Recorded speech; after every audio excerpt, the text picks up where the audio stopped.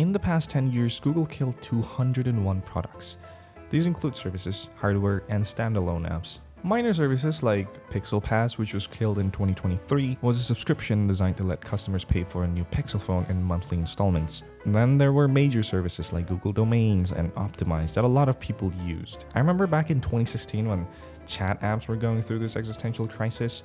Every company kind of wanted to make their own messaging app. Google had Allo. If you don't remember it, that's fine.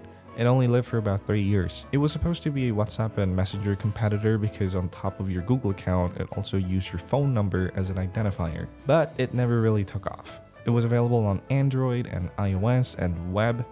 But obviously, in a market where WhatsApp already exists, you can't just swoop in a new chat app with a terrible name and expect people to use it. But Google did try.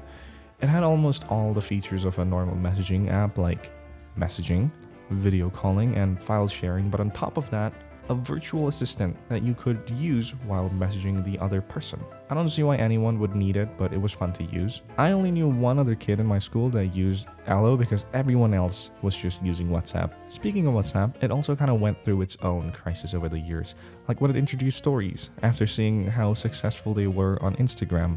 But at the end of the day, it worked out, unlike stories on YouTube. That's right, Google tried to do the same with YouTube back in 2018. I know, 2018, not the best year for YouTube in general, but nobody gave a crap about stories. I don't know why it took them so long to kill it. They also had YouTube messages, which honestly just feels like a fever dream. Like, you could make groups on YouTube and share videos on there and chat with each other. Strange times. It made sharing YouTube videos definitely easier for a while, but again, not many people used it, and they just wanted to focus more on shorts and other features. Something I'm pretty sure they won't kill is YouTube Music, because what it really needs is a refresh. Most people listen to music using their phone, and the UI of YouTube Music is abysmal. At least for me, it makes no sense. The emphasis on music videos is understandable, but the implementation feels so wrong. Maybe some people like it, but I don't. It's bad. And now that they have moved Google Podcasts to YouTube Music, a redesign of the UI would be great. Maybe having podcasts and music as their own tabs and not just a section on the top that mimics the main YouTube app. Google Podcasts was one of the most straightforward and simple apps. At least for podcasts, it worked pretty well. I don't even use YouTube Music. I don't know why I'm complaining so much. So let's complain about something that I did use. Because before YouTube Music, there was Google Play Music, which was killed back in 2000 and... Wow. My script just says 202. I don't know which year it was killed in. I'm guessing 20...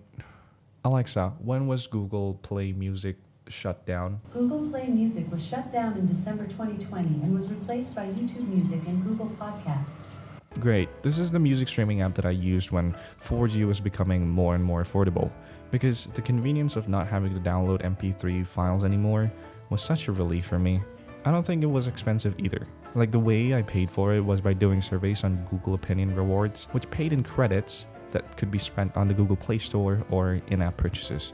So basically it was free for me. Also, Opinion Rewards, by the way, came out in 2013 and is still going strong. But the saddest of them all has to be Google+, which at the time was the only social media app that I could sign up on. Because unlike Facebook, you could just make your account using your Gmail. There were many reasons for which it died, but one of the major ones was its bugs. Bugs that exposed the personal data of nearly 500,000 users. Shortly after which, another bug exposed the data of more than 50 million users. Throughout its lifetime, Google added many features to it, but it faced a public backlash for trying to merge with YouTube. By the end, features like Photos and Hangouts were turned their own separate apps, leaving just a carcass of the social media app, the fundamentals of which were never good to begin with, but at least was well recognized because Google tried their hands on the social media market for quite a while, with apps like Google Buzz and Google Friends Connect, but nothing got as much popularity as Google+.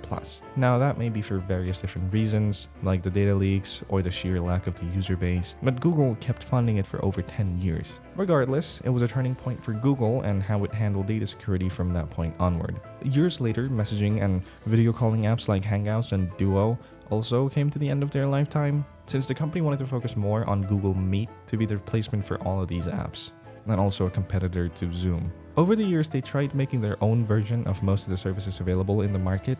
For example, Google Answers, which was a competitor to something like Quora, or Google Keen, another social media app that was focused more towards the approach of Pinterest. It only lasted for about 4 years before just being killed a month ago. Google Stadia was another big letdown, because their idea was to create a cloud gaming service for everyone. The key word here is everyone. At the time of its inception, there was no target audience. For PC players, it was a good deal since all you had to do was just make an account with Stadia and buy a game and start playing.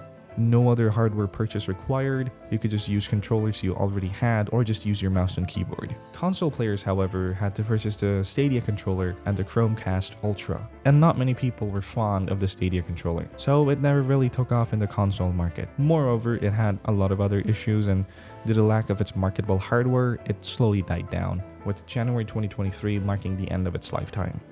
In the last 4 years, they shut down some of the more popular apps like YouTube Go, Threaded, My Maps, Play Movies and TVs, which nobody used, Jamboard, and Google Street View, the standalone app. It's a pretty big graveyard. Let me know in the comments below which app you think they're going to kill next. And also subscribe to the channel because I make videos that you will watch when I upload them. Subscribe.